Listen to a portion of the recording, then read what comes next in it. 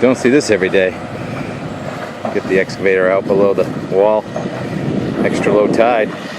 What's he gonna do out there? All the rocks look like that out here, just sort of randomly loose. And now the machine has packed them down so they're tight. You can actually do a little jogging out here. Pretty fun. Paddle out, surf right here, not worry about getting killed by the waves. Incidentally, this is a great surf spot right there. Wow. Changes the beach altogether. It's fun. At high tide, we're about 8 feet underwater.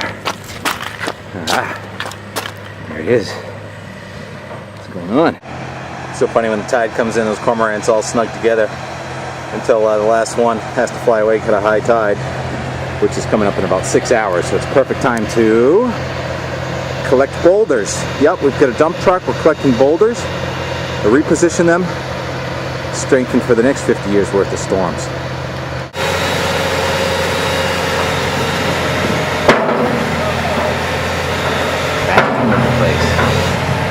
How many tons of pressure is that per bang? Who's doing the work? Dear Northern.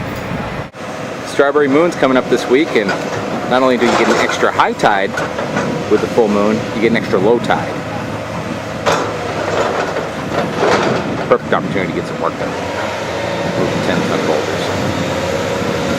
You can tell how big the rocks are by how small the people look. Before I dump them, they can go in right away. It's a dangerous job. That's a little one.